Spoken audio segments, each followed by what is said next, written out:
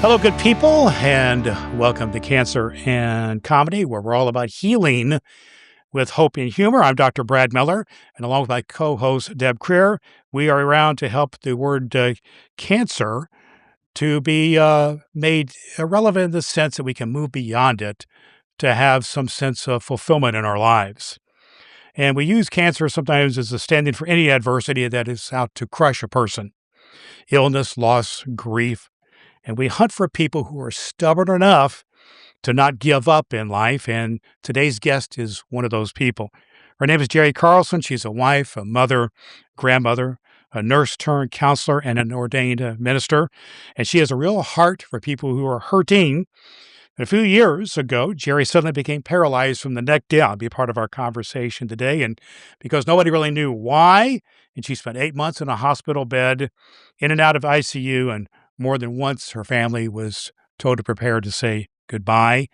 And the answer was a rare genetic disorder that we'll get into some detail here today. But they were wrong about Geri. And today, Geri is walking with the help of a cane and braces, and she hosts her own podcast called Hope Boulevard, which you can find at HOPEBLVD.org, Hope Boulevard.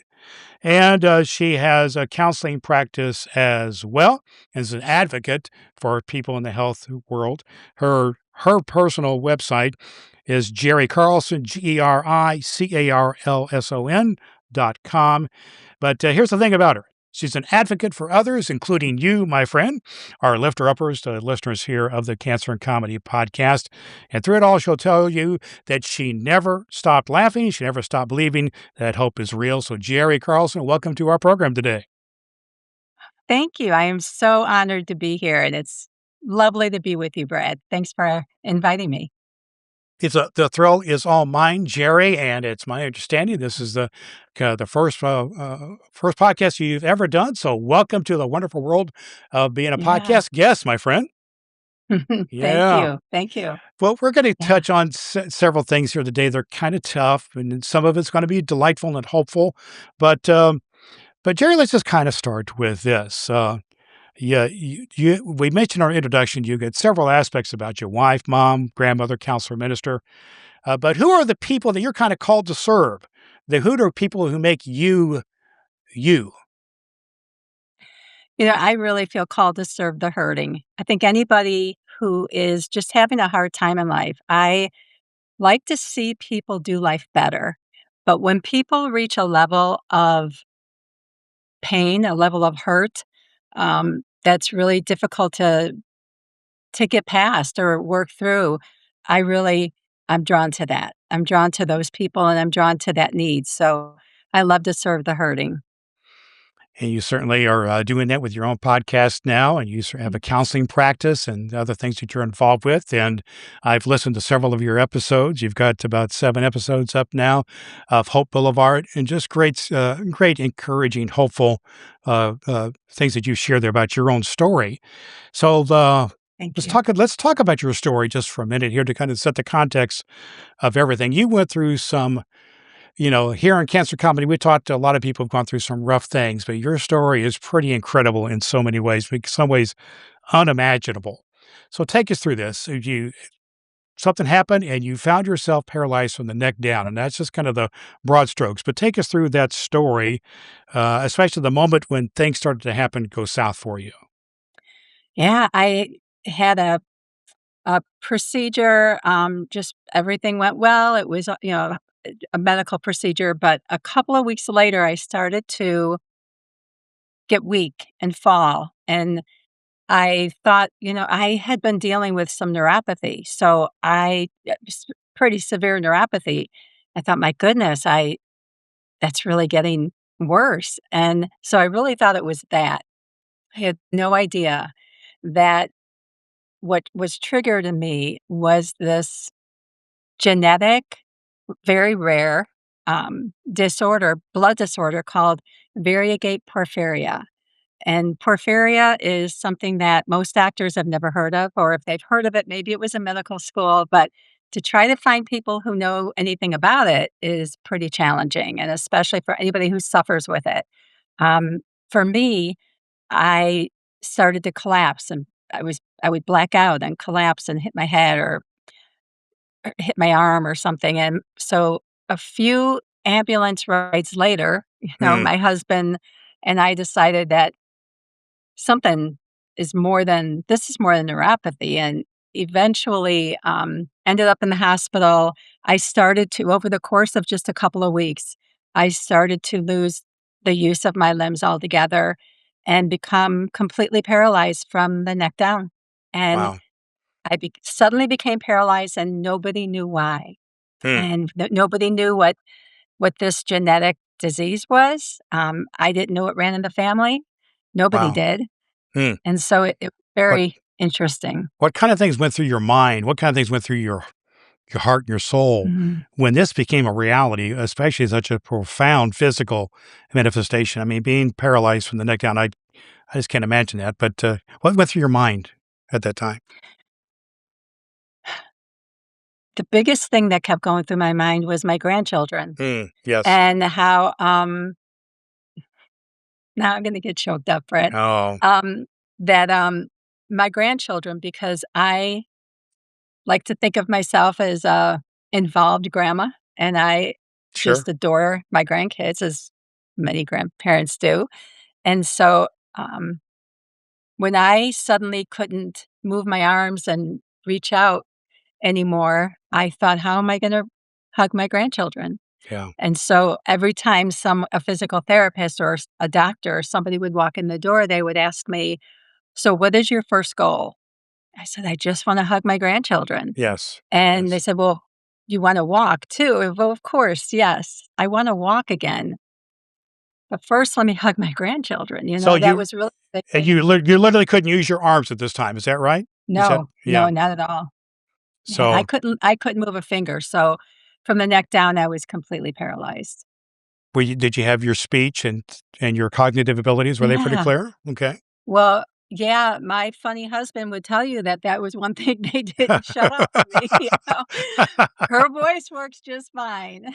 Yeah. So, Tell me about your grandchildren. Give me one cool thing about them that made you, this is a motivating factor for you, obviously. Tell me mm, something cool about them.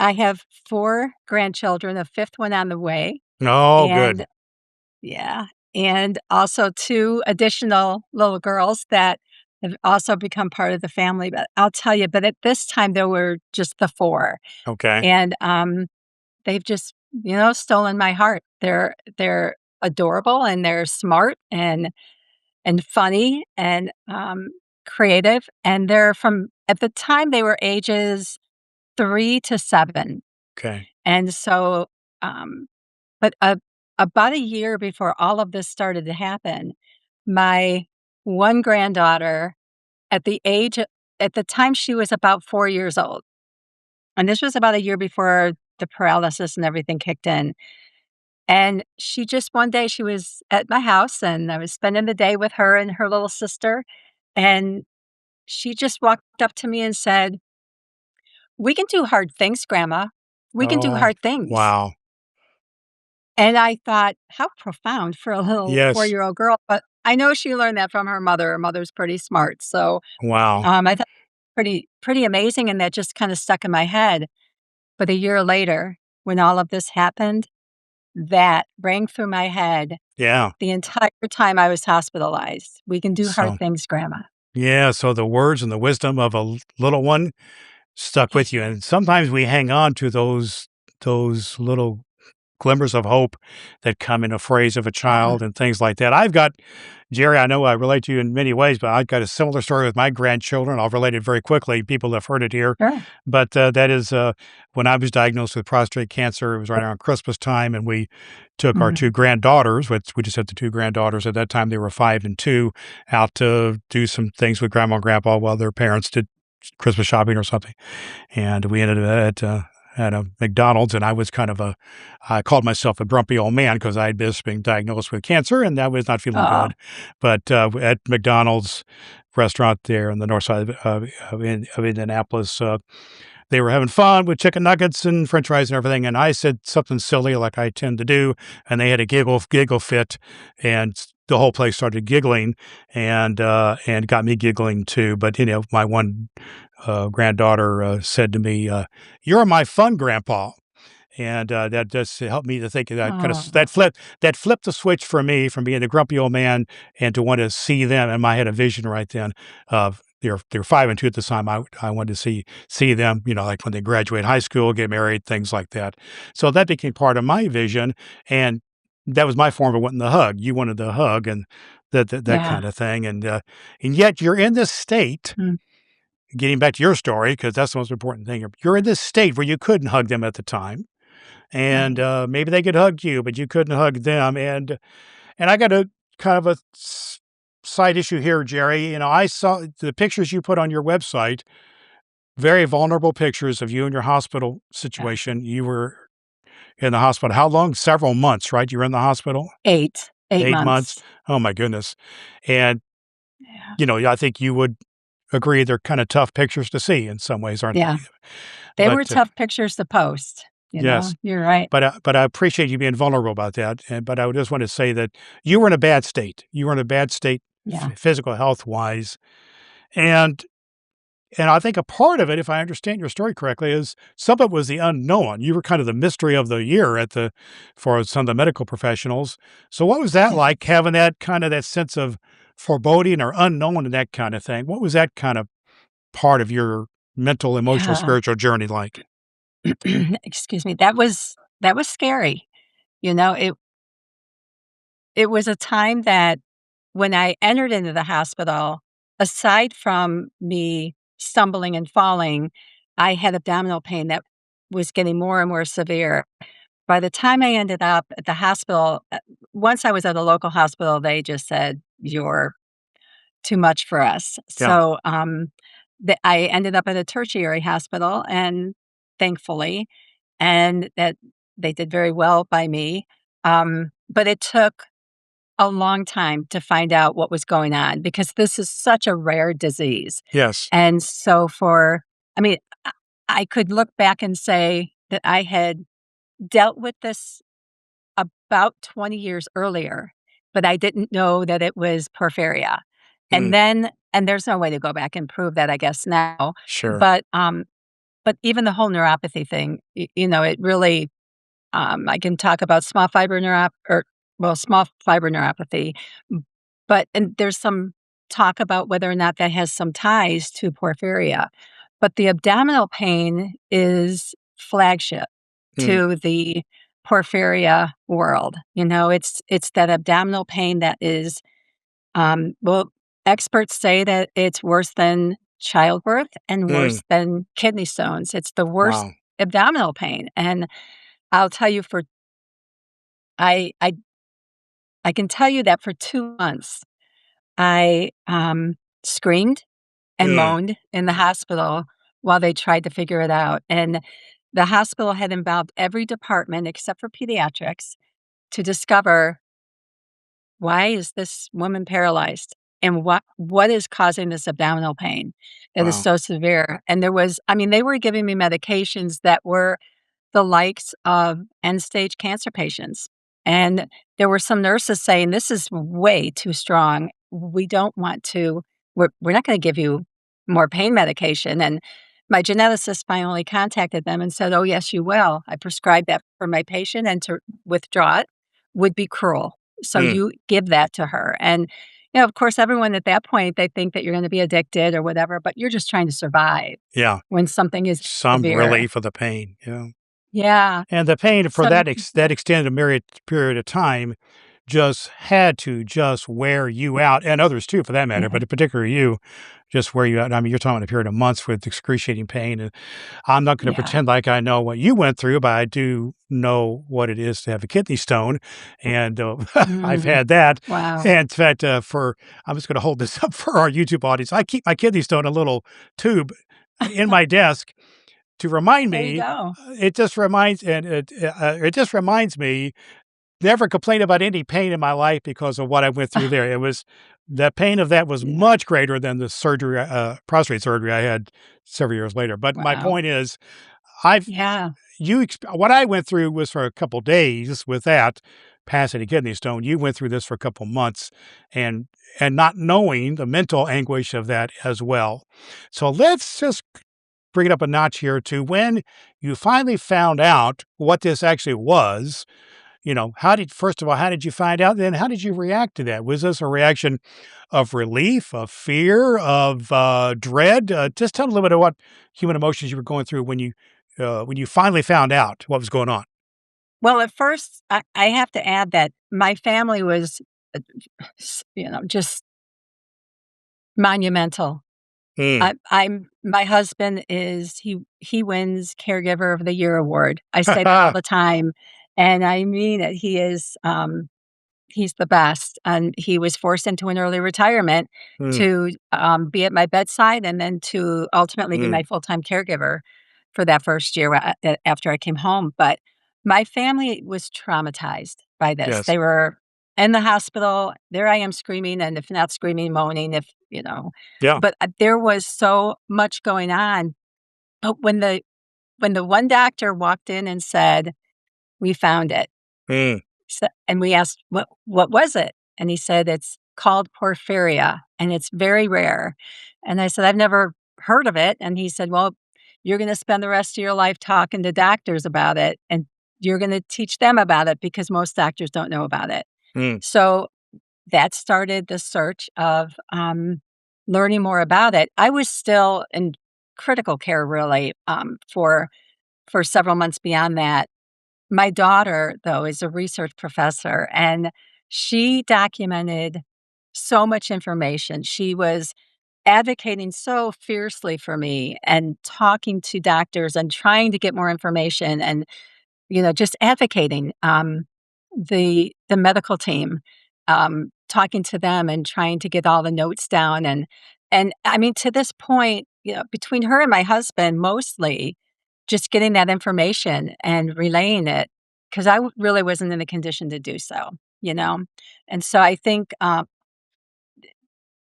was so grateful that she took the time to do that, not just to be there for me, but then to do all this additional work for me, because I look back now and it was such a hard time that I have pockets of amnesia that I don't remember because it was so painful, but I can call her and ask her about the timeline. "Hey, did this happen before or yeah. after that?" And so all that is really valuable. But when that doctor walked in and he said it's porphyria, Mm, and he said, "It's very severe. You're having a severe attack, obviously." And, it was a relief but then the next follow-up question was, "What does that mean? yeah. I mean, am I Of course. dying or what's going on?" And he said, "I'm gonna let your geneticist talk to you more about this," and she did, and our geneticist was just, a godsend. I mean, my Mm, my family was on the phone with her daily for quite a while, and she also continues to advocate for me. So, that's I'm really awesome. grateful for that, but once we started getting the answers, um, one of my favorite stories that came out of this was once we found out that I have porphyria, our family's kinda private, we don't put everything on Facebook, but my daughter decided there was so much all these people were contacting my family to find out, "What is going on with your mom? Rob, what's going on with your wife?" And, um, they wanted to know why am I paralyzed and what happened? And so my daughter put on Facebook, "Hey, we found out that my mom has porphyria. And has anyone ever heard of this? We're just trying to gather information and learn more about it." And she said, and by the way, they're talking about some medication called Givlari. And I thought that was, yeah, I didn't know that all this was going on behind the Yeah. scenes. I was just Right. trying to hope. And but one of our friends saw my daughter's post on Facebook, and she told her husband about it. Her husband, who happens to be my my husband's golfing partner of 25 years, right? What are the Wow. chances of What are this? connections, coincidences Oh my happen. Oh, word. goodness. Wow. So she contacts him and says, "Jerry has porphyria." And so he called my husband, Rob, and he said, "Dude, you know where I work, right?" And he said, Yeah. "Yeah, I know where you work, for the pharmaceutical company." And Yeah. he said, "We are the only pharmaceutical company who makes Givlari, who Wow. makes the medicine that you're talking about." And it we were told the good news is there's something that we think might be able to help. So far, any of the treatments was not helping, but Mm, I was told that, and my husband was told it could take 2 months before she could get that medicine. wow. I'm laying there in pain, and Sure. I'm like, "I need it now," you know? And Right. so when, with my husband's and my good friend and his wife, they bless her heart, um, they just he was able to advocate for us, and this was on a Thursday, I believe, and on a Monday, I had the Givlari Oh my injection that I goodness. needed, Wow. and it was incredible, Wow. a It blessing. sound like really a series of wonderful events happened once you found Yeah, out what you were dealing with, yeah, and yeah, but I'm kind of just a step before that where, you went through several months here. Were there any times, Jerry, where either yourself, your family, or even some of your doctors and medical staff said, okay, this doesn't look good. This may, when you start to lose hope or the doctor started to lose hope or anything along that line, was yeah. there anything along that line that you had to contend with before you got this news of great relief? Yes, I was in intensive care, I believe 3 times altogether, and at least 2 of those times, my family was told to prepare to say goodbye to me. Wow. And it was there was, at one point, I came home, and I was home for 6 days, and then it was my birthday, Mm, and, um I all of a sudden had some kind of abdominal pain coming back again, and I said, "No way." mm. And my family said, "We've gotta take you to the hospital," and I said, "Oh, no. I just got home after 7 months, I'm not going back." And so, it got worse, Mm, and my daughter said, "I'm not gonna sit here and watch my mother die," and she called an ambulance, and if she hadn't, I probably wouldn't be here because right. by the time we got to the hospital, they arranged, to airlift me to, um, to a larger hospital, and, I'm gonna give credit where it's due. I'm gonna to Cleveland Clinic, who Yeah, did amazing things for me. I'm so sure. grateful for them. But they airlifted me, got me there in time, um, and it turned out then I had a I'm sorry, I just had a blank all of a sudden, but a bowel obstruction. I had a Okay. bowel obstruction, and so, Oh, so just to throw matters even more complicated, right? Yeah, just like like one more yeah, thing, right? Yeah, okay. that's right. Oh my So goodness. Yeah. so we So, ended up getting that taken care of. wow. So you had to deal with that, but Yeah, here's what I'm hearing here, Jerry, is this kind of this progression. You had kind of about the lowest as the lows. I mean, being, almost losing your life at your home and airlifted and all that. yeah, That's pretty severe stuff. And then, being told that, by medical professionals and your family had to be going through incredible time. And those are times when our hope is challenged. And it sounded yeah. like you had a word there from your granddaughter that helped, from a couple years prior.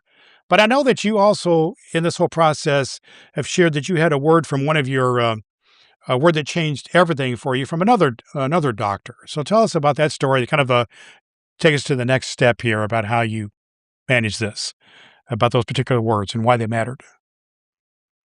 What are you talking about when I was in intensive care? From the geneticist that said something that for um she said that you know we can do something about this.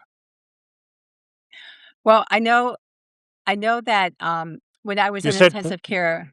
Oh, go ahead. you said this one thing you said to me in our prior conversation. You said one person can change everything, and your geneticist, she said something He to did. you that really made all the difference. So I just like if you can recall that Yeah, story that we shared earlier yes. about how that person and that word of hope that you really hung onto that, kinda like you did with your Yeah. granddaughter when she said, "You can do hard things." Yes, yes.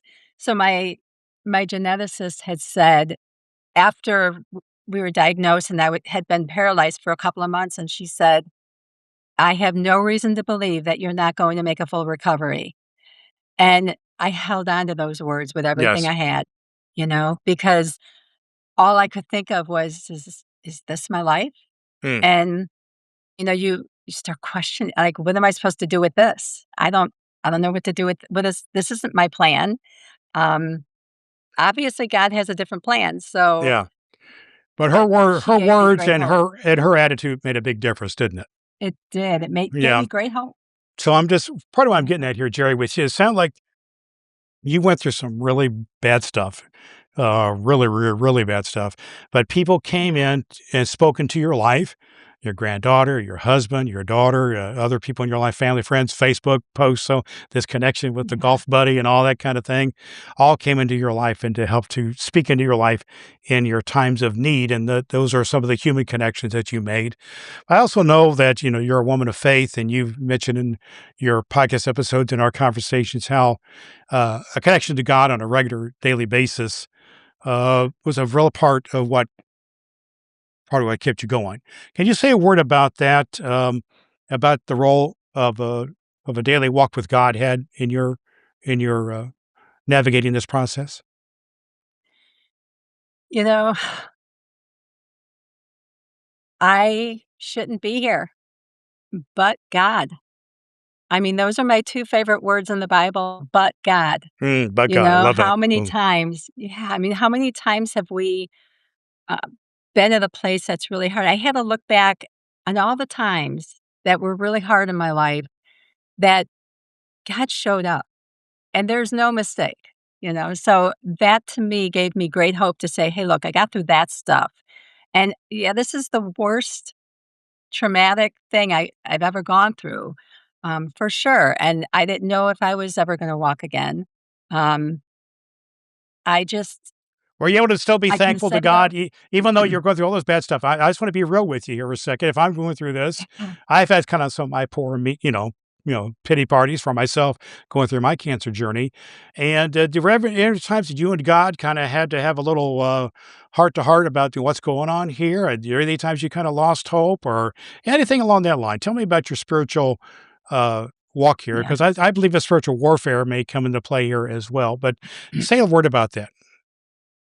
You know, there were many times that I was just every time I'd start to get down, as a pastoral counselor, one of the things that I used to teach my clients is not to allow yourself to spiral down, Yeah. because once we take that one turn around, don't stop it, do something, take action and stop your thought process. Stop whatever it is that you need to stop and think clearly and not just emotionally, because our feelings can really fool us. But I'll tell you, when you're laying there paralyzed, it's like, yeah, I feel pretty bad about myself right now, Right. you know? Um, but there were, it was a daily heart to heart with God. And for those months that it was the worst, there were, my family had to listen to me just repeat over and over again, please, God, please, God, please, God.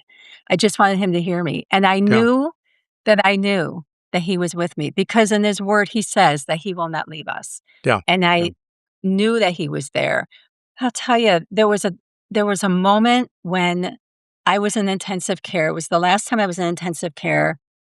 And I one of the photographs, one of the pictures on my website show me in a yellow gown with oxygen wide open, um, as high as it can go. And the nurse said, and I was in intensive care, and the nurse said, "Jerry, we need to put you on a ventilator." Mm. And I said, "Yeah, no, that's not going to happen."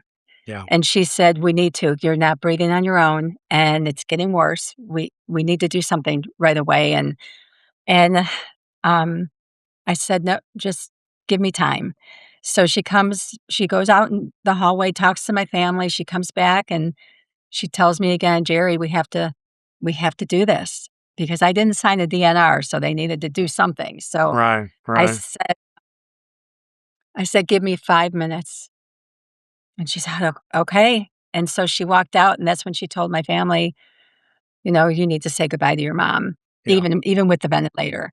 So when she walked out of the room, I just prayed and said, God, it's been so many months. I'm tired of laying here. I am I am so sick. I've been in intensive care before, but I've never felt like this. I know I'm dying. I know it. And if this is my day to go home, it will be the joyous day of my life. I will right. get to see Jesus face to face. How can I complain about that? Yeah, Even though I'd miss my family, I I'm ready. I am ready. But if this isn't the day, heal me quickly and get me out of this bed and let me be about my Father's business. yeah, I'm begging that you do something or take me home now. yeah. The nurse walked back into the room and she said, Wait a minute. What? What's going on here? Geri, your oxygen is improving. We don't need a ventilator." And everything turned around. And I'm laying there still paralyzed from the neck down, but I imagined myself kind of I looked up to the ceiling and I imagined myself lifting my hand up and as if to show like an inch. And I said, God, I was this close to paradise and you yanked me back, There you go, But there you go. I was, That what a great story. Any particular scriptures that kinda were a part of this whole process for you that kinda helped sustain you? you know, it turns out it's really my life scripture. And I'm sure for many other people, Philippians 4:8, it's just whatever is true, whatever is Mm, honorable, whatever is right, whatever is pure, whatever is lovely, whatever is admirable. If anything is excellent or worthy of praise, dwell on these things. wow, And I to love the word dwell dwell, on to those dwell, things. yeah. Yeah. I love the way you Think put and that, keep to on dwell. thinking. And let's be honest, in this situation, Jerry, you had a lot of time to dwell, didn't you? You had some big time dwell time, right? Yes. I sure did. I And I'm mean, not one to just kind of sit. So yeah. it was not Well, I'm just saying that easy. I'm observing, and you tell me if I'm right or wrong, but basically, as far as I could tell, if your body is paralyzed, all you really had was your mind and your voice and your spirit. That's how Yeah. had to be active. Is that a fair assessment of where you were at? That's true. So Yeah. that dwell time was important there, and Yeah. I believe a part of your healing and navigating process. So you mentioned here about your support system, your husband, your children, your Uh, grandchildren, doctors, nurses, the geneticists, friends, Facebook, the whole bit here, yeah. all that come into play. Your spiritual life come into play. It seemed like you also kind of learned how to ask for help and ask for wisdom, and I guess take it from getting to know you a little bit, take it you're a person who, for the most part, kind of likes to think before this all happened, you could handle a lot of things in life, right? You felt like you could handle things and Yeah. take care I of felt matters. pretty I think I was pretty tough. Yeah, I like and I to think you are now definitely. but went through this time you had to reach out, and so that's good. Yeah. But there's a part of the story I just would at least want to touch on. I touch on this with most of our guests, and because I think it's true for most of our guests, and you that is that we call this the Cancer and Comedy podcast because we believe that even out of bad times, there can be some things, some lighter moments that can come to Yeah. mind and maybe put a smile on our face. Maybe they're not giggle out loud things like I kind of had with my granddaughters. But was there anything in your experience that was kind of made you smile or thinking, this is so absurd? Or was there a moment, a person, or something that you couldn't help but find a little bit funny about the whole deal? You know, I mentioned earlier, I my husband is, um, is a funny guy, and we've been married a really long time. We've been married for 43 years, and so I I know that about him. I also know about him that he's very committed family man, and so I wasn't surprised that he would stand up and, really, be the support system that he was, and my kids. I mean, they showed up. But I think it's the everyday stuff. It's there's not a day in my life that I haven't laughed because Mm, I'm married to a guy that happens to be funny. okay. And So, He and is just he made a part of his therapy with you to make you laugh. Is that a fair thing? oh, for sure. Yeah, He did. He tried to make things lighthearted when he could, and it was so hard on him as well, you know? He'd never been a caregiver before, and, sure. you know, just wasn't an easy thing. It's still not really easy, but it's so much easier, you know? Yeah, So, I'm just grateful for his sense of humor, which is always a pick me up for me. I think if we can share some humor, I have a good sense of humor, but he's a funny guy, you yeah. know? So he can say the funniest things and come up with something that is just very, he'll just find something funny and things that And normally aren't that funny. it sounds like that's a part of the attraction there with you and he, and a part of the Yeah, ongoing part of your marriage that would be there regardless, but was particularly needed during this time yeah, here. So that true. it's awesome. In one of our prior conversations, Jerry, you mentioned that you kind of draw a line between wishful thinking and hope. And you even had a name for that. Do you remember the name that you called that in our prior? You called it, you call hope a confident expectation. So, Yes, can you go yes. there a little bit about kind of your understanding about wishful thinking and hope? Kind of unpack that a little bit.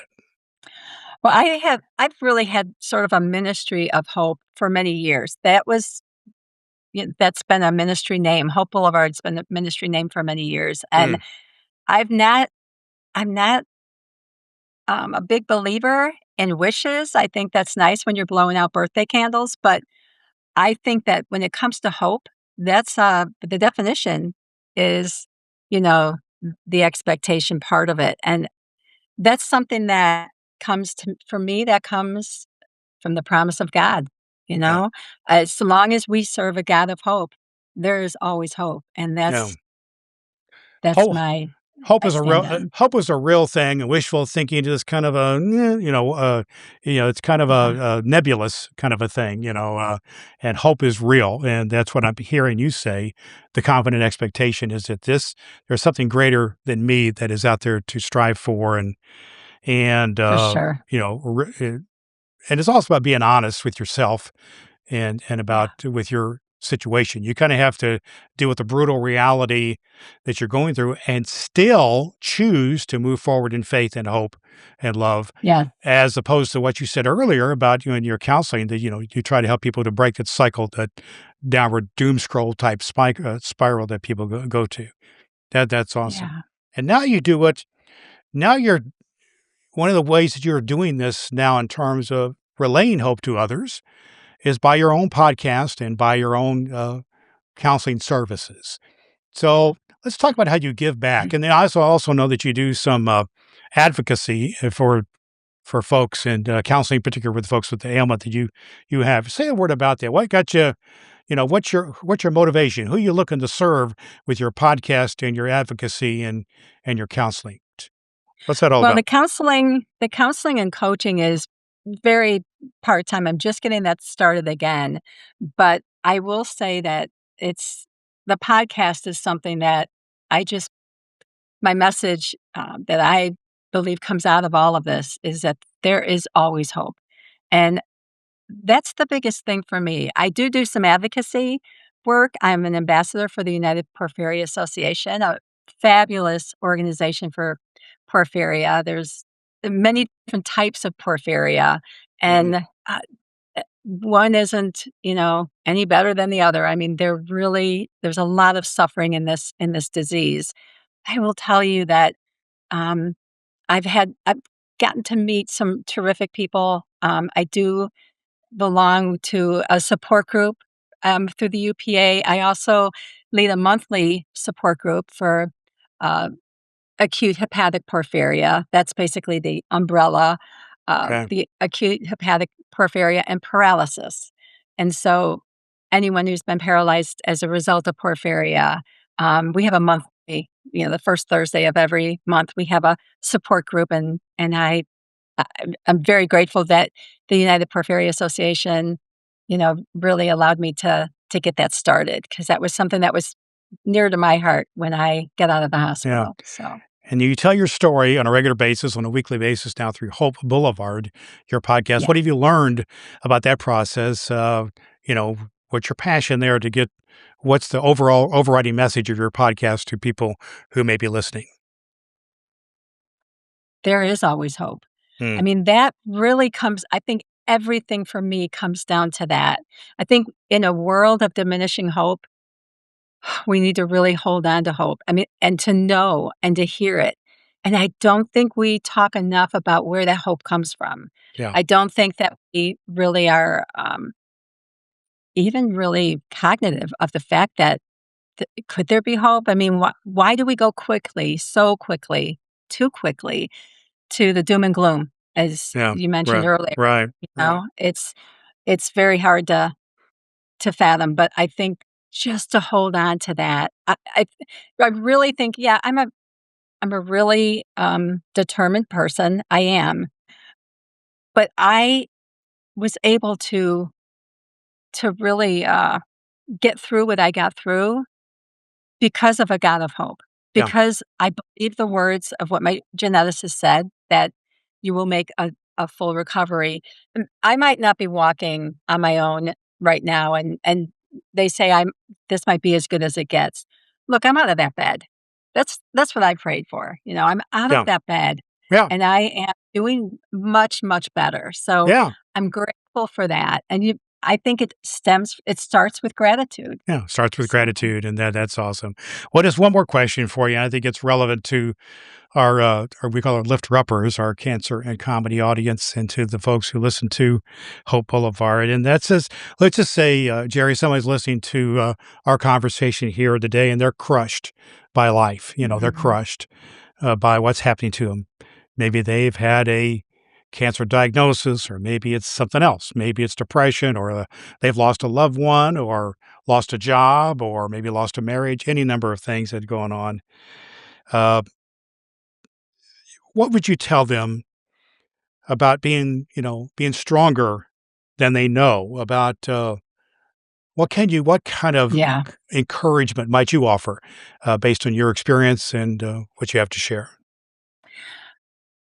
You are stronger than you know. And I know for me, when I didn't think I had any more strength to pull through and to just push on, that's when I went on I just prayed for God's strength. And I will tell you that I really encourage you to surround yourself and depend on your support system. The support system is everything. And I often, this is one of my passions, I often tell people, if you don't have a strong support system, go build yourself one. Yeah, You can do that, and there are ways to do that. I talk about that, frequently in my podcast or when I speak, yeah, about building a strong support system and how that works. yeah. That I'm might grateful for that to be here today if it weren't for them. And that might be a first step to take to build your support system. That's awesome. Well, Jerry, how can folks find out more about you, your counseling services, your podcast, anything else about you? How can people reach out to you? Yeah. Thanks. I think the best way, thank you, Brad, for having me. And the best way I think is probably through Hope Boulevard. It's BLVD. We abbreviate it. You're welcome. So hope hopeboulevard.org or Geri, Geri, Carlson.com. Well, I would commend. I've listened to the podcast and I've got to know Jerry, and what a woman of compassion and hope you are, Mm. and encouragement to others, myself included. And love to have you a part of the cancer and comedy community, as well as the community you are building at Hope Boulevard. Well, what a delight it has been to have Jerry Carlson as in our just a real gift you've given to us today, Jerry. And Thank you. I just think you reminded us today that hope isn't just about wishful thinking. It's this thing you talked earlier about confident expectation. And you were in a hospital bed, you are in dire situations, paralyzed, afraid, not a lot of good things going on. And you learned to lean on God, you learned to lean on other people who have loved you, and you loved them, your granddaughters and other grandchildren and others. And today you have been a blessing to people in our audience. So I just would say to our audience, if Geri's story spoke to you, go spend some time with her. Get on to listen to her podcast at hopeboulevard.org. Maybe find out more about the ailment that she had, porphyria. And I just want to thank you today for your courage, your faith, your laughter, and what what you were all about. Our guest today on Cancer and Comedy, Thank you. Geri Carlson. We thank you for being our guest.